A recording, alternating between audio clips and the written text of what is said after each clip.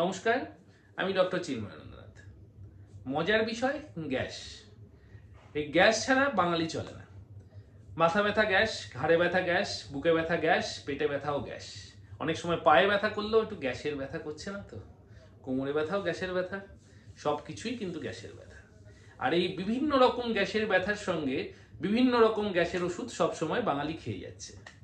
Heart attack হলেও একটু গ্যাসের ওষুধ খেয়ে নিই, একটু স্ট্রোক হলেও গ্যাসের ওষুধ খেয়ে নিই, প্রেশার বেড়ে গেলেও হচ্ছে একটু গ্যাস হয়ে প্রেশার বেড়ে গেছে মনে হচ্ছে, বমি করছে তো গ্যাস। সব কিছুতেই বাঙালির গ্যাস। এবং এই গ্যাসের ওষুধের জন্য কিন্তু মারামারি লেগে যাচ্ছে। কিরকম? যখনই রাস্তায় বেরোনো হচ্ছে, এই একটু গ্যাসের ওষুধ খেয়ে নিই, এই আজকে একটু বিয়ে বাড়ি যাবো, একটু গ্যাসের ওষুধ খেয়ে নিই, এই একটু ওষুধ খাচ্ছি, একটু গ্যাসের ওষুধ খেয়ে নিই। এছাড়া নানা রকমের নানা মানুষের তো প্রত্যেক দিন গ্যাসের ওষুধের লেগেই রয়েছে। এই একটু গ্যাসের ওষুধটা না খেলে না আমার ঠিক হজমটা হয় না, এই গ্যাসের ওষুধটা না খেলে না আমার সারাদিন পেটটা ফুলে থাকবে, এই গ্যাসের ওষুধটা না খেলে না আমার কনস্টিপেশনের সমস্যা কমে না। আদৌ কি গ্যাসের সমস্যায় এই আজীবন বা এই বছরের পর বছর ধরে গ্যাসের ওষুধ খেয়ে যাওয়াটা কি পার্মানেন্ট সমাধান? উত্তর কিন্তু না। বরং এই গ্যাসের ওষুধগুলো খেয়ে কিন্তু মারাত্মক সাইড এফেক্ট বা মারাত্মক সমস্যা আপনারা নিজেদের মধ্যে ডেকে নিয়ে আসছেন। আজকে এই সমস্যাগুলো নিয়েই আলোচনা করব। প্রথমত, গ্যাসের ওষুধ কিন্তু আমাদের বডির হাইড্রোক্লোরিক অ্যাসিড বা স্টমাকের মধ্যে যে অ্যাসিড আছে সেই সিক্রিশনটাকে কমায়। মেইনলি আমরা গ্যাসের ওষুধের মধ্যে কিন্তু পিপিআই এবং H2 ব্লকার এই দুটোই মেইনলি পাই। এছাড়া কিছু অ্যান্টাসিড রয়েছে যেগুলো সাময়িকভাবে কিছুটা হলেও রিলিফ দেয়, সেগুলো সিমটোম্যাটিক রিলিফের জন্য কাজে লাগে।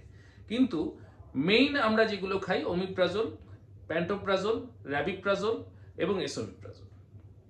এছাড়া কম্বিনেশন মেডিসিনের মধ্যে এই পিপিআই গুলোর সঙ্গে ডমপেরিডন, লিবোসালপিউরাইড, ইটোপ্রাইড, এই কম্বিনেশনগুলো মিলিয়ে কিন্তু গ্যাসের ওষুধগুলো রেগুলারলি আমাদের আত্মীয় স্বজন বলুন বা আমাদের পেশেন্টরা বলুন বা আমাদের পরিচিত ব্যক্তিরা বলুন খেয়ে চলেছে। এই ওষুধগুলো অনেকদিন খেলে যেটা হয়, আমাদের স্টমাকে কিন্তু ক্যালসিয়াম অ্যাবজর্পশন কমে, সঙ্গে সঙ্গে কিন্তু বিভিন্ন মাইক্রোনিউট্রিয়েন্টস বা ভিটামিন অ্যাবজর্পশন কমে যায়।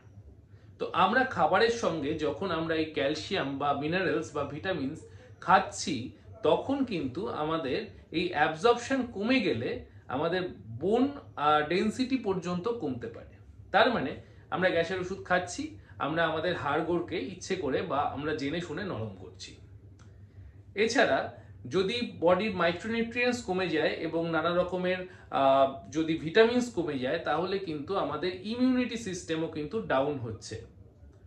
তাছাড়া যদি আরো বেশি দিন গ্যাসের ওষুধ খাওয়া যায়, তাহলে কিন্তু সেই গ্যাসের ওষুধ থেকে অ্যাকিউট কিডনি ইনজুরি বা সিকেডির মতন মানে ক্রনিক কিডনি ডিজিজের মতন রোগ কিন্তু দেখা দিতে পারে।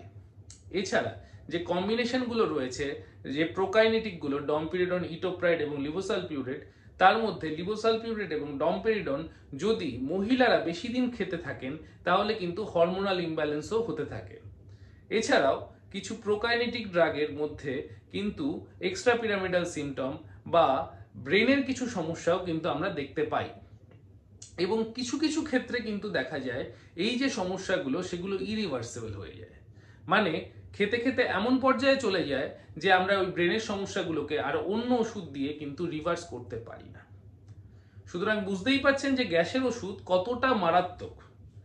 আপনার সিমটোম্যাটিক রিলিফ বা আপনার যদি মানসিক শান্তির জন্য আপনি গ্যাসের ওষুধ দিনের পর দিন খেয়ে যান, তাহলে কিন্তু আপনার মধ্যে নানা রকমের এই ধরনের সাইড এফেক্ট চলে আসবে।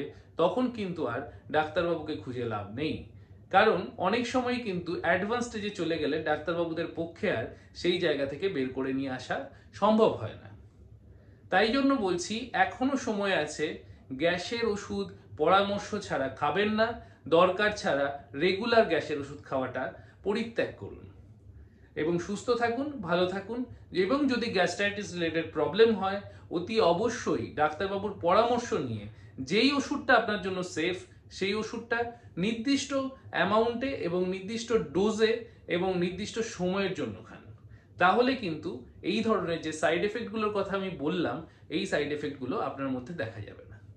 ধন্যবাদ ভিডিওটা দেখার জন্য, এবং আপনার পাড়া প্রতিবেশী এবং বন্ধু বান্ধবের সঙ্গে এই ভিডিওটা অ্যাটলিস্ট শেয়ার করবেন যারা অ্যাটলিস্ট গ্যাসের ওষুধ ছাড়া থাকতেই পারে না। ধন্যবাদ।